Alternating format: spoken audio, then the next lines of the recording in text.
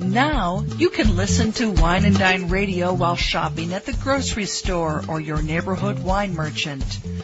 Wine and Dine Radio can be heard using your wireless internet on your cell phone. You're listening to iWineRadio. iWineRadio is a production of Food Tastes Better with Wine on the web at iWineRadio.com.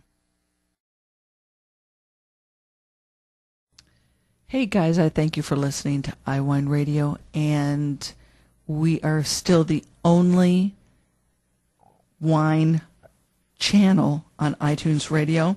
If you go look under iTunes radio icon and scroll down to News and Talk Directory, and it's listed alphabetically, click on that and the stream comes up immediately. iWineRadio.com, where you can find links to individual guests. And if anyone's interested in advertising or becoming an underwriter or sponsor, please contact us at iWineRadio.com. We really, really appreciate your support. The more support we get, the more conversations I can have with fascinating people around the world, including you. If you have a story to tell that you'd like to share on iWine Radio, go to iWineRadio.com and contact us, and we'll go from there. Good morning. My name's Robert Nicholson, the principal of International Wine Associates in Healdsburg, California. We are the leading mergers and acquisition advisory boutique specializing in the purchase and sale of wine companies and vineyards and wineries. And you can find out more information about our company at www.intlwine.com. Thank you very much.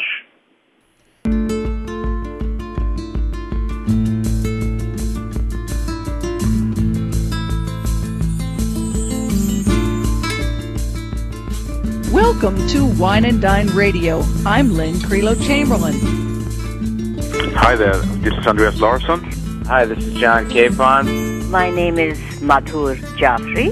Hi, my name is Heike Platter. I'm from the Alto Adige region, or Südtirol. Hi, my name is Paul Dolan. I am absolutely passionate about growing organic and biodynamic fruit for our wines. Hello, my name is Lorena Garcia. Hello, my name is Fritz Maytag. This is Joyce Locke. I'm the author of Foodie Fight. Hi, this is Lydia Mandave, founder of 29 Cosmetics. Cheers, this is Rob Barnett, CEO and founder of VinVillage.com, where wine lovers connect. I had to request an interview with our guest this week on Wine and Dine. His name is Robert Nicholson, and he is a principal at International Wine Associates, the leader in wine industry mergers and acquisitions. And what really prompted all this was a press release that went out announcing that International Wine Associates represented Silverado Hill Winery in the sale to the Laird Family Estate. So, I mean, one thing led to another. I am a real estate broker. It's very interesting how things are sold. It takes a lot of time. It's all based on relationships and trust. And so one thing led to another. So let me introduce International Wine Associates as a company that was incorporated in 1990 with over $1 billion in completed transaction value for more than 40 separate deals. International Wine Associates is the largest wine industry mergers and acquisitions firm. And Robert Nicholson has a very interesting past, including he was vice president of Christian Brothers in California and held positions with Seagram's in New York and with Louis Eschnauer in Bordeaux. He studied enology at the University of Bordeaux, and get this, under Professor Émile Peynaud. He speaks fluent French. He grew up in England where he studied. And I'd like to thank you, Robert, so very much for taking time out of your busy schedule to join us and really teach us what it does International Wine Associates do and what is this fascinating business of mergers and acquisitions. I mean, your list of clients that you've represented and shepherded the merging and sales are just fascinating, including huge like Southcore and European Bank and Diageo and Foster's. How the heck did you get into this business?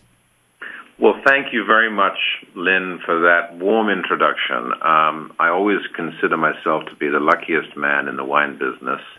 I've been managing my own small, very specialist mergers and acquisitions firm since 1990. And I basically got in the wine business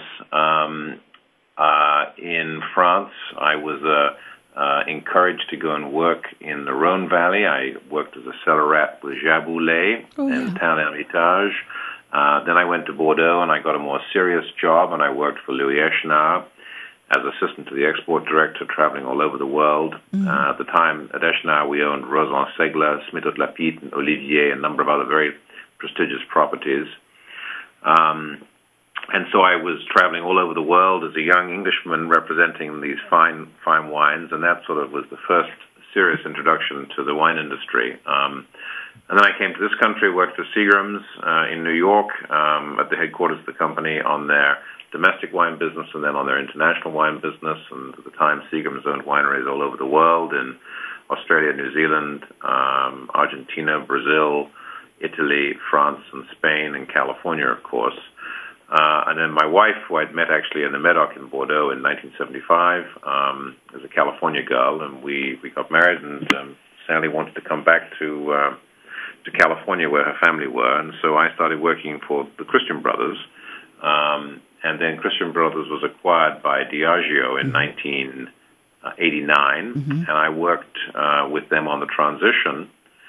And then after that, I started my own company in January of 1990. But I mean, I suppose you know, when I was young, I used to think of a career as something that was, like you would become a teacher, you would become a veterinarian. But a career is truly the sum total of all your work experience that brings you to the point where you can do something that you never imagined when you were young. So how did you learn the business of mergers and acquisitions? And is it truly, it's just one relationship and one job, and you're just a very good student? Well, I think that I'm, first of all, thank you for your kind words. I mean, I'm a lucky guy. And when I left the Christian Brothers, the company was acquired by Diageo, and there were lots of assets that the Christian Brothers owned that were acquired by Diageo that were excess to their needs in the Napa Valley. And so within the first year of me having my own business, they came back to me and they said, would you help us sell some of these assets? So I put together a partnership, which ended up by selling the Greystone building in St. Helena to the Culinary Institute of America. One of my partners, my old friend and mentor, Peter Sischel, had been on the board of the CIA, the Culinary Institute in New Hyde Park, and Peter was aware that they wanted to do a school in the Napa Valley, and so we knew all the people at the Culinary Institute, Ferdinand Metz, and were able to get a very tax-advantaged transaction done with Hubline, with Ford Hubline, the subsidiary of Diageo in the USA, for the benefit of the Culinary Institute. And that was the first transaction. And I think a lot of things in life, one thing leads to another. Yes. It was a very prominent transaction because it's a superb building, and the Culinary Institute had the resources to to do all the earthquake retrofitting that was required. And from there, they built this fabulous cooking school in the heart of the Napa Valley. So in this fabulous old building, the Christian Brothers Greystone building. So that was the first transaction, and then after that, one thing led to another, and it's a small business, and I think that it's a very narrowly focused business. And we did a number of transactions in the 1990s. We worked with some banks. We worked with some very big companies, helping them figure out how to improve their business. I think really it's a question of understanding the wine business, first of all, understanding the financial aspects of the wine business, and then being at the right place to help people go ahead and do what they want to do. I remember I was talking to Jim Beam for many, many years about getting in the wine business, and then in 1998 they hired us on a buy-side mandate to helped them acquire Geyser Peak Winery, which was a $100 million acquisition. Wow. A fairly substantial project at the time. But along the way, we did a lot of other things. We worked with South Corp and analyzed about 25 leading wine companies in this country as targets that they wanted to look at. South Corp at the time was the leading Australian wine company. Yes.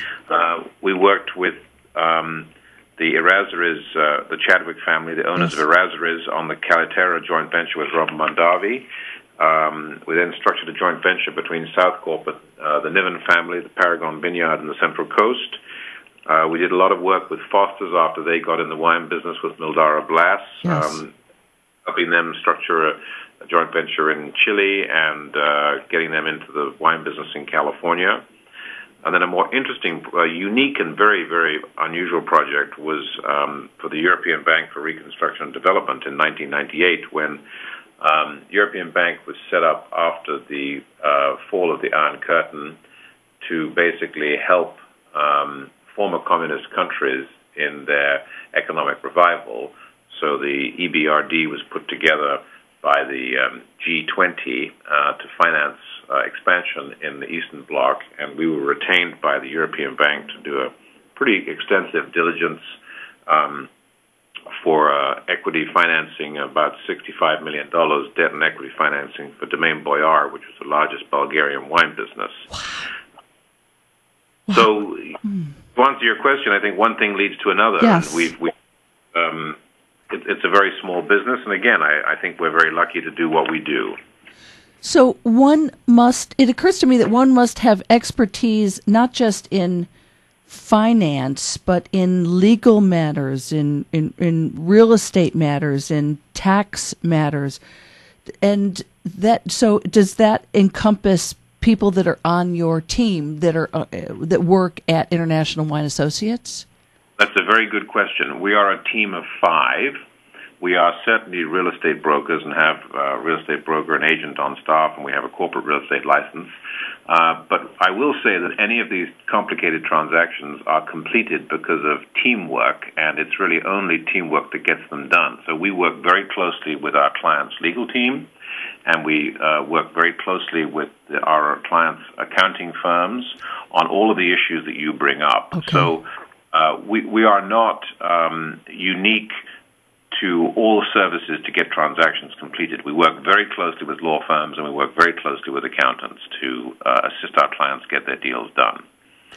One of our staff members is a very strong analyst, and he has a CPA credential, very strong economic background, and so he's an expert at valuations of vineyards and wineries. Oh, and wow. That's a fascinating job. Very important part of our business. My heaven. Robert, we're going to go to a short break here, and when we come back, we're going to continue our conversation. And thank you very much, Lynn. Oh, I thank you for your time. We won't be gone long, I promise you. We'll be right back. This is, I have to tell you, folks, this is a coup that we have Robert Nicholson all to ourselves for 2 segments on Wine and Dine. We'll be right back.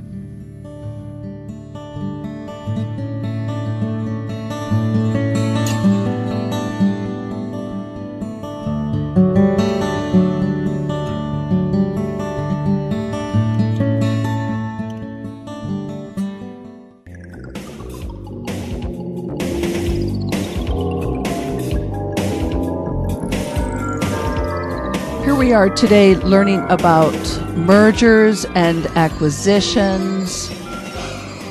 You would not believe, the consumers are really not privy to all that goes on, in that there is a lot of sales between winery owners, vineyard owners. It changes hands. It changes hands from families to corporations, from corporations to families. And who makes a lot of this happen is Robert Nicholson, principal of International Wine Associates. Robert, are you in Sonoma County or in Napa County? We are in Healdsburg. You're in Healdsburg. Sonoma County. Okay, good. So people seek you out for, obviously your reputation precedes you, and so how does this work? I mean, I would imagine that you have to be extremely skilled at negotiating. You have to be tremendously good listener. You have to be really good at basically research, because I can't imagine one being an expert on everything. And so if you don't know the answers, you've got to find out the answers. Am I kind of on the right path? Absolutely, yes. I mean, I think that one of the most important things that we provide for our clients is the ability to help them prepare for a transaction. We typically work on sell-side mandates. That's to say, people come to us when they want to sell their business. Sometimes, but less frequently, we work on buy-side mandates. Okay. So we help them with improving their data collection. We help them clean up the balance sheet. We identify family expenses which are unique to this particular company, which might be taken out of a financial statement so that when a buyer looks at it, that's not being clouded by expenses that are unique to the family who's selling it. Okay. We help them restate their financial statements. We deal with unsaleable inventory to get things cleaned up so that the inventory presented to the buyer is a clean inventory. We obviously help them get all of their key great contracts and agreements written in writing. We make sure that all their trademarks are registered appropriately and the permits are in order. And then we work with their accountants in terms of estate and tax planning and helping them figure out ahead of time what they want to do and what they don't want to do. And then we might identify certain assets in a transaction that are going to be retained, in other words, that are not going to be sold, that the family don't want to sell. Yeah.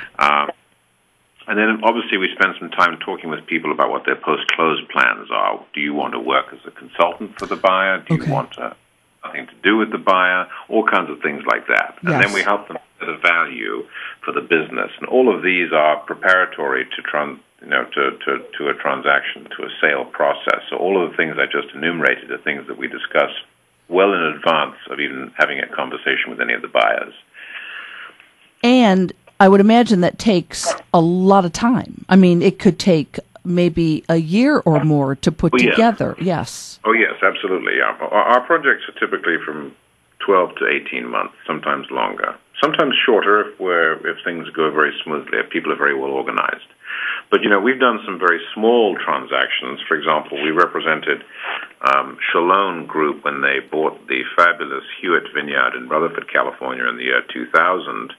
And that was a small,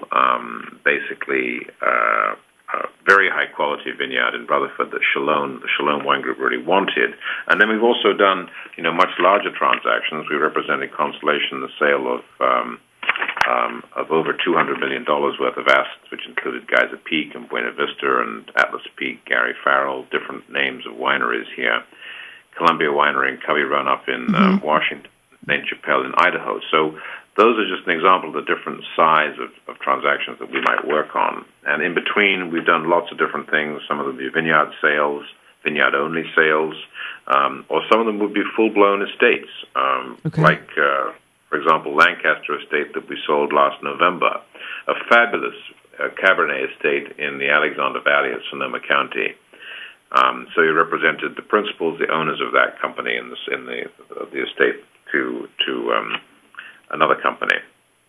Is it unheard of for you to have ever been in a position of dual representation for both the buyer and the seller within International Wine Associates?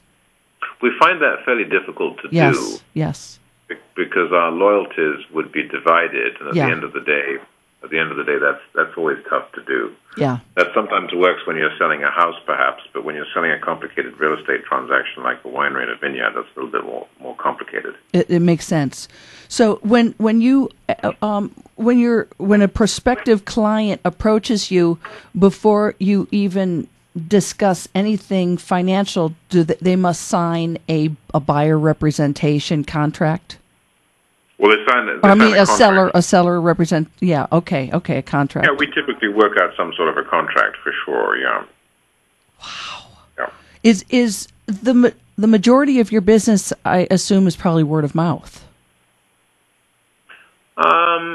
Yes, I think so. I mean, we don't do any advertising per se. I do a lot of public speaking. I talk at wine industry conferences around the world. And there's a list of some of those on our website. We've also done about, 30 different, maybe 40 different conferences in the past 15, 20 years in Australia, New Zealand, the United States, and Europe and South America. Oh, wow. So that's the kind of, and then once in a while we might write an article about different things associated to our business. How do you see the business changing in the 21st century? Well, the most interesting thing, Lynn, about the wine business is that the United States is now the largest wine market in the world, approximately 350 million cases. And we have to remember that of the 350 million cases consumed in this country, about 80% of that volume is consumed by between 20 and 30% of the adult population. So that means to say that relatively few people in the United States are drinking a large quantity of wine, and as such, they have a per capita consumption of about 40 liters per year. But that means to say that there are a lot of other people who are not consuming wine regularly, but who have no problems in consuming wine or consuming alcohol. They just don't necessarily they don't drink wine every day. So there are probably about another 100 million people of that category who we are slowly bringing into the fold of drinking wine on a regular basis. And I think that bodes very well for the future growth of the U.S. wine market, because with more lifestyle appropriate to wine, better food, better lifestyle habits, wine is a natural part of the lifestyle. Yeah. A glass or two, a glass every other day. It's a very social thing in our culture, and I think it's becoming much more accepted now. So I'm incredibly excited by what's going to be happening in the wine market in the next generation. I think we are all going to see a significant increase in wine consumption at all levels of society and at all prices of the wine business too, under $10 and between $10 and $20 a bottle and above $20. What do you have to say about a recent conversation I had with Dave McIntyre, the wine columnist for the Washington Post? Says he is one of the co-founders of Drink Local Wine. And he says the majority of growth in this increased consumption is coming from the middle part of the country and other states that have this burgeoning vineyard and wine industry, not necessarily California, Oregon, Washington, or even New York, but states like Maryland. Absolutely. There's great wine being produced all over the United States today, and I think that the idea of drinking local is great. I mean, that goes very much with eating local, yes, eating local foods, and most agricultural areas have, farmers markets, even major cities. People are taking food into the major cities to set up farmers markets. So that's very exciting. And I think that in terms of where wine consumption is going in the United States, that bodes very well for wines from Virginia, from all over the country. And I think it's so exciting that Americans are now really embracing wine consumption in a very serious way. And we all know, as we consume more wine, our interest in trying different wines increases, and we want to try wines from parts of the world, different parts of the United States. Our palates are inquisitive, and our palates always want to try something new. If it's the same as if we were drinking the same wine every night for a month, our palates would get very bored. It's just simply not what we do. Yeah. We all want variety. So I think the variety of selection and choice is magnificent in this country. And because the United States market is now the largest wine market in the world on a volumetric basis and on a retail value basis, we are going to see increasing amount of wines from all over the world. And increasingly, consumers want to try wines, not just from the United States, but they want to try wines from Chile. They want to try wines from New Zealand. They want to try a Malbec from Argentina, a Sauvignon Blanc from New Zealand, a Carmenere from Chile, a Cabernet from Bordeaux in France. So I think that the consumer interest factor in wine is going to drive the growth of the market, just naturally. One last question. When you were growing up in your family, did Mom and Dad have wine on the dinner table, or at least on a weekend? Yes, absolutely. In fact, I remember very distinctly my grandfather and my father, they were members of the first direct-to-consumer wine company in the world called the Wine Society that was set up in 1888, I think. Oh, my. The Wine Society. And they used to buy their wine direct from the Wine Society. So I was a lucky man, lucky boy. Oh, my heaven. Robert Nicholson, principal of International Wine Associates, we thank you so very much for your time today on Wine and Dine. Thank you, Lynn. It's been a lot of fun, and look forward to talking to you again. All the best. We will have links up for you to learn more. Now you can listen to Wine and Dine Radio while shopping at the grocery store or your neighborhood wine merchant. Wine and Dine Radio can be heard using your wireless internet on your cell phone. You're listening to iWineRadio. iWineRadio is a production of Food Tastes Better with Wine on the web at iWineRadio.com. Hey guys, I thank you for listening to iWine Radio, and we are still the only wine channel on iTunes Radio. If you go look under iTunes Radio icon and scroll down to News and Talk Directory, and it's listed alphabetically, click on that and the stream comes up immediately. iWineRadio.com, where you can find links to individual guests. And if anyone's interested in advertising or becoming an underwriter or sponsor, please contact us at iWineRadio.com. We really, really appreciate your support. The more support we get, the more conversations I can have with fascinating people around the world, including you. If you have a story to tell that you'd like to share on iWine Radio, go to iWineRadio.com and contact us, and we'll go from there.